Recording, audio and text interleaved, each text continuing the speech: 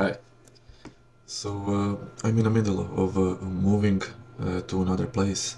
So this is probably the last video of me in this apartment. So that means basically that I can't do a longer video with complicated backends and stuff like that. So I was just thinking about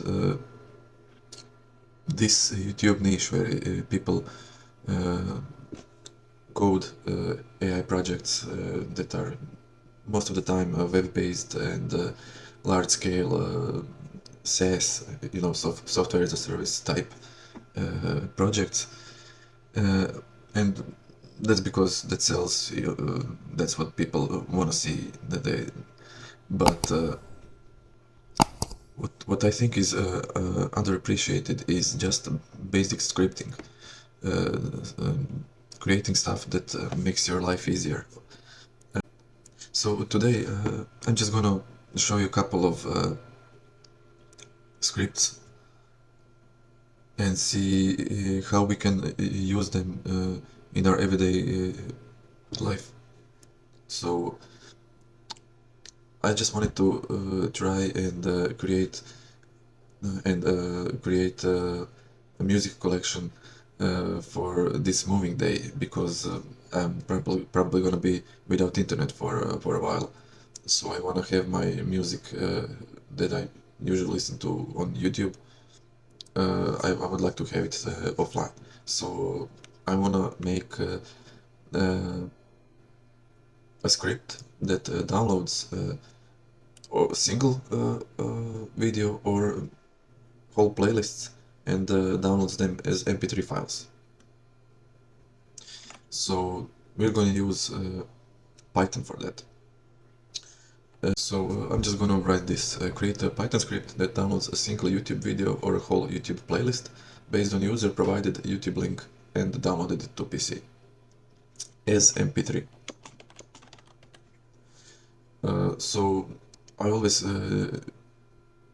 give this instruction on user provided a link because if I don't use that, then he usually makes you hard code this link into a code, and I like when he asks me and I can just provide the link in the command line. Yeah, so that's it.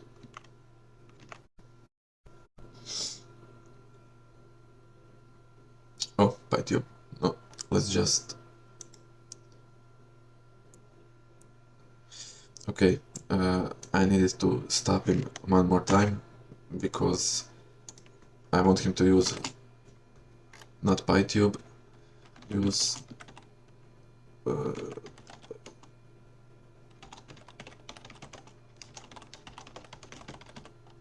I want him to use a specific library for YouTube downloads because I find that PyTube often doesn't work for me, and this one does. So yeah. Okay, so he created the code. Yep, that's good. You get this install command that you need to write. So I just wanted to interject. This is not Python tutorial, so I skipped all the parts where where I maybe should show you how to run Python in your computer. But basically, what you need is a Python from the official page. Just download the latest one, and when you create all these scripts, you will need a virtual environment for this project. So this is basically it. These are the three commands that you need for virtual environment. Just python-m venv, and this is the last venv is a name of your environment. I usually use venv. This is what you need to do to activate this virtual environment, and then then install all the dependencies that the Python script needs. So this is the short version. I don't know, Google it. There are tons of videos how to set up Python environments. Yeah, that's it. So I went on and created a couple of scripts, not just YouTube to MP3 downloader. I created a YouTube style analyzer, YouTube summarizer, and YouTube transcriber, as well as I just brainstormed some things that I needed to do on my computer, so I created remove duplicates and WebP to JPEG converter, because I hate WebP. I don't know how to pronounce that even.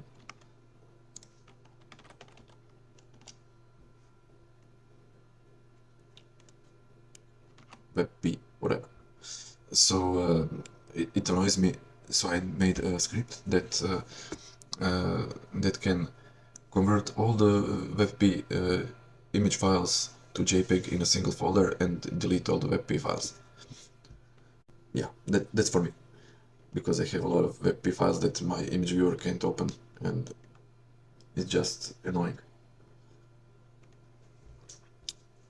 So we have this YouTube to MP3 downloader that we can now try. We need to go to scripts and let's try one.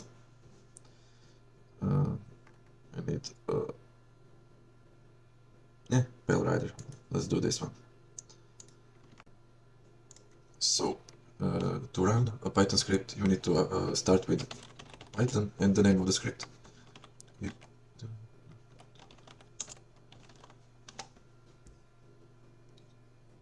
Okay, so it shows you this tool can download single videos or entire playlists. Downloads will be saved to this folder, and let's just provide him a link.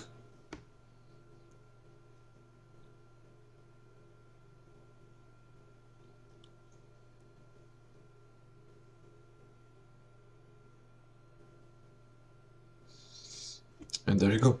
So there is the link. I'm not gonna start the song because I don't want my video flagged, but yeah, that's working perfectly.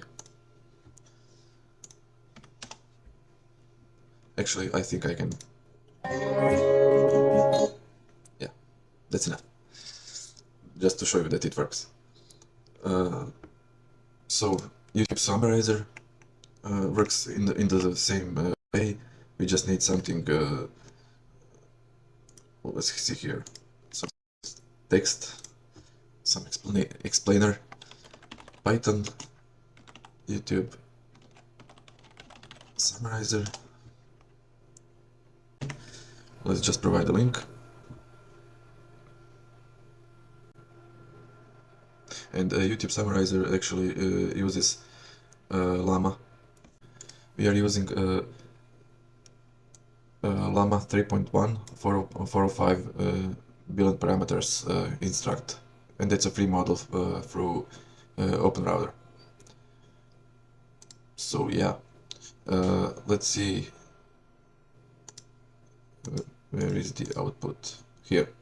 So we have a JSON of the summary with a video ID, a whole transcript, and a summary.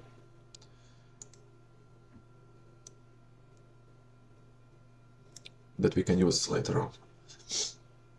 Yeah, so that's summarizer.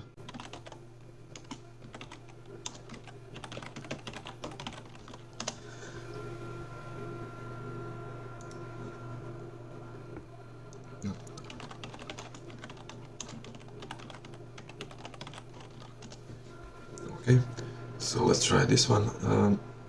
This one will just transcribe, and it's quite fast.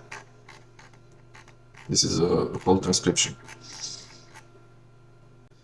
And analyzer. Let's see if style analyzer works. Let's run Python, YouTube, style analyzer.py, and let's use the same video.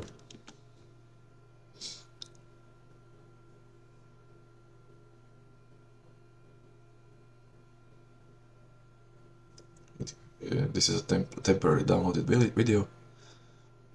He's analyzing it.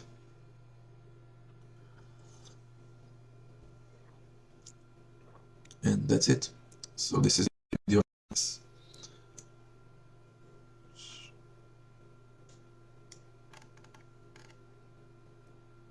These are all metadata information. And I don't actually know what is this PNG file.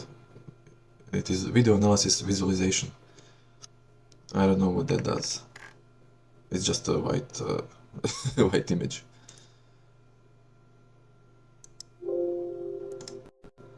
I don't know what it is. So yeah, all I'm just gonna delete this. All scripts work perfectly. So while I was doing these scripts, I actually had an idea of combining all the scripts into a single product, like API. So I went to ChatGPT and asked it how could I combine multiple scripts, multiple Python scripts into an API. And basically it said that I could create a Flask application or FastAPI application that combines these scripts into a single file. So I went on and did that. I asked Cursor to combine these 4 YouTube scripts. So these 4 YouTube scripts into a single app that uses functions from those scripts as endpoints. And basically all I have to do now is upload this application somewhere on a server like Vercel or Replit or Render or something, and use it in my other applications as API. So this is a basic idea of an API. This all started with just a simple script, right? And now we have an API. And I didn't show you actually how to do FastAPI, because this was the first time that I did it, and I had to troubleshoot a bit. So basically I went to Cursor and I linked these 4 files and the FastAPI documentation, and just asked Cursor to create an API, FastAPI application that uses all these scripts as endpoints. And he basically did this. And I needed to tweak it a bit because there were some errors, but now it works. Let me just basically this app is not something that you can visually see, like it doesn't have a front end or anything, but it does work, and this message proves it. It's okay.